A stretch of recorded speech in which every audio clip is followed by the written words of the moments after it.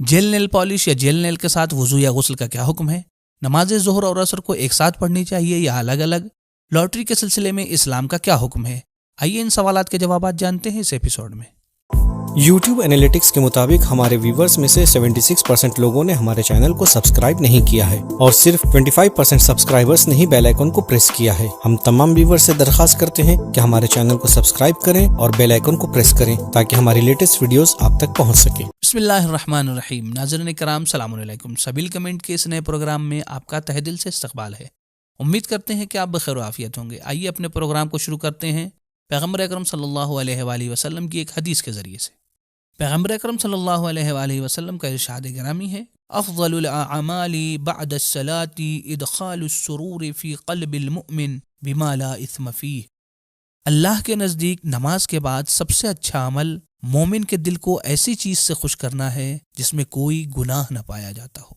नाज़रीन किराम, इस हदीस में पैगम्बर अकरम सल्लल्लाहु अलैहि वसल्लम ने नमाज के बाद खुदावंद मुतआल के नज़दीक जो अमल सबसे अफजल और महबूब है उसकी तरफ इशारा किया है, और वो अमल है किसी भी मोमिन को खुशहाल करना, किसी भी मोमिन को खुश करना। और ये अमल इतना ज़्यादा अफजल है कि इसे बाज़ रिवायात में नमाज मुस्तहब से भी अफजल करार दिया गया है।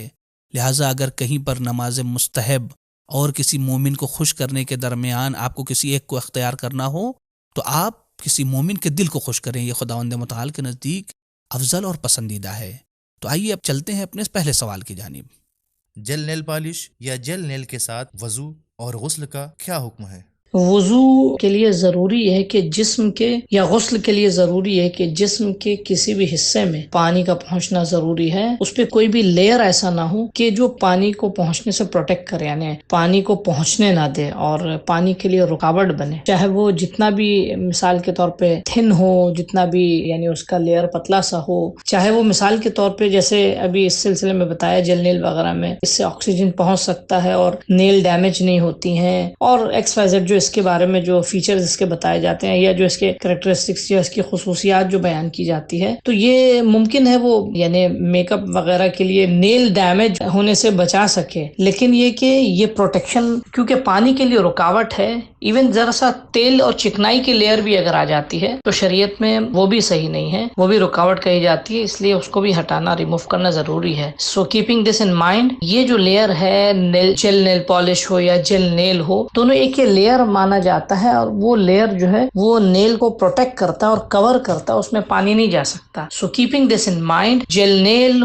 पॉलिश या जेल नेल मिसाल के तौर पे ये दोनों ही चीजें वुजू के लिए रुकावट और माने हैं, और इनको लगाकर वुजू नहीं किया जा सकता। यूजुअली ये 2-3 महीने तक रहती है, या मे बी अब वो टाइम तो जो लोग मुस्तकिल मेकअप करते हैं उनको इसका ज्यादा इल्म है, चाहे एक दिन भी रहे तो उसको लगाकर आप वुजू या गुस्ल उससे नहीं कर सकते क्योंकि वो पानी पहुंचने के लिए रुकावट बनता है। तो लिहाजा उसका इस्तेमाल करना शरई तौर पे हराम नहीं है, लेकिन नमाज से पहले उसका हटाना जरूरी है। नाज़रीन किराम, हमारी आपसे ये गुजारिश है कि जब भी हमसे आप कोई सवाल करना चाहते हैं तो सवाल से पहले #Q फॉर सबील कमेंट लिखें, फिर उसके बाद अपना सवाल लिखें। सवाल के आखिर में अपना नाम और अपने शहर का नाम भी ज़रूर लिखें ताकि आपके सवालात आसानी से हम तक पहुंच सकें और कोई सवाल मिस ना होने पाए। और अगर आप हमसे कोई पर्सनली सवाल करना चाहते हैं तो सबील कमेंट की जीमेल आईडीज पर भी पूछ सकते हैं। हम इरादा करते हैं और अल्लाह फैसला करता है, क्या ये इस्लामी तालीमात के मुताबिक हैं?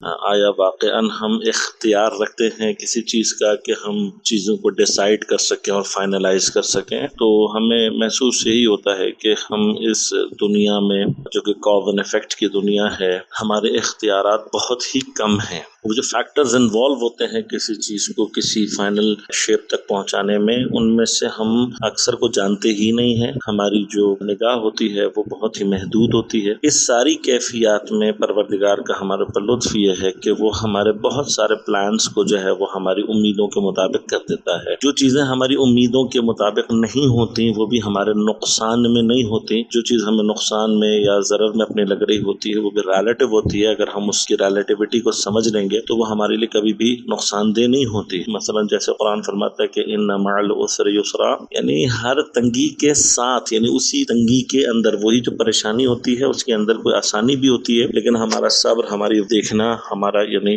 جو چیزوں کے اوپر نگاہ کرنے کا طریقہ ہے وہ امپورٹنٹ ہوتا ہے. جیسے امام خمینی رضوان اللہ تعالیٰ نے فرمایا کہ ہمارے حصے کا کام یہ کہ ہم اپنی ڈیوٹی کو انجام دیں، اس ڈیوٹی کو نتیجے تک پہنچانا جو ہے وہ اللہ تبارک و تعالیٰ کا کام ہے. تو اگر اسی معنی میں آپ نے یہ جملہ لکھا ہے تو شریعت ایسے ہی کہتی ہے.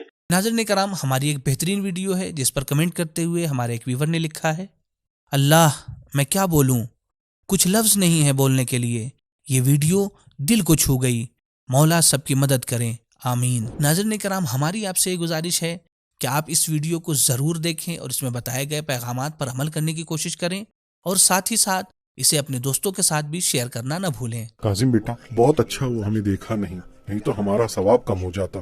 ارے ابا، میرا قصور تھوڑی تھا، پتہ نہیں اس ہنگامے میں یہ کھیر کہاں سے نکل آئی اور میرے کوٹ کی جیب میں پھنس گئی. اچھا بس اب ایسے بول رہے ہو جیسے تمہاری بارات کا کوٹ ہے. ارے ابا، یہ میری بارات کا ہی تو کوٹ ہے. اچھا چلو ٹھیک ہے.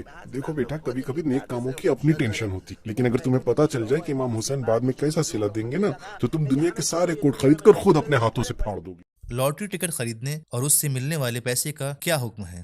لاٹری کے سلسلے میں آیت اللہ سید علی سیستانی اور آیت اللہ سید علی خامنئی حفظہم اللہ تعالی دونوں ہی کا یہ فتویٰ ہے کہ لاٹری کو خریدنا صحیح نہیں ہے، جائز نہیں ہے، بلکہ حرام ہے. بلکہ آیت اللہ سیستانی کا یہ بھی فتویٰ ہے کہ اگر کوئی اس نیت سے لاٹری خریدتا ہے کہ اگر اس سے کوئی انعام یا کوئی پرائز منی ملتی ہے تو وہ اس کو کسی اچھے کام میں ڈونیٹ کر دے گا، تو یہ نیت بھی جو ہے وہ لاٹری کے خریدنے کو جائز نہیں کر سکتی ہے، اور اس نیت سے بھی لاٹری کو خریدا نہیں جا سکتا ہے. رہبر معظم سید علی خامنئی حفظہ اللہ اس سلسلے میں فرماتے ہیں کہ لاٹری کا خریدنا اور بیچنا دونوں ہی احتیاط واجب کی بنیاد پر حرام ہے، اور اگر لاٹری سے کسی شخص کو پیسہ مل رہا ہے، پرائز منی مل رہی ہے، تو یہ پرائز منی کا بھی وہ شخص مالک نہیں بنے گا. لیکن اسلام ہمیشہ یہ چاہتا ہے کہ مومنین محنت سے، اپنی لگن سے آگے بڑھتے رہیں، مسلسل کوشش کرتے رہیں، تدبیر کریں، مشورہ کریں. یہ وہ چیزیں کہ جس کی طرف اسلام نے زور دیا ہے، لیکن اسلام نے کبھی یہ نہیں چاہا ہے کہ مومنین جو ہیں وہ شارٹ کٹس کے چکر میں پڑیں یا شارٹ کٹس لینے کے لیے لاٹری وغیرہ کا استعمال کریں. دوستو، اگر آپ ہمیں سپورٹ کرنا چاہتے ہیں تو پیٹیون کے ذریعے سے منتھلی ممبرشپ حاصل کریں اور اس کار خیر میں شریک ہوں. پیٹیون کے لنک ڈسکرپشن میں موجود ہے.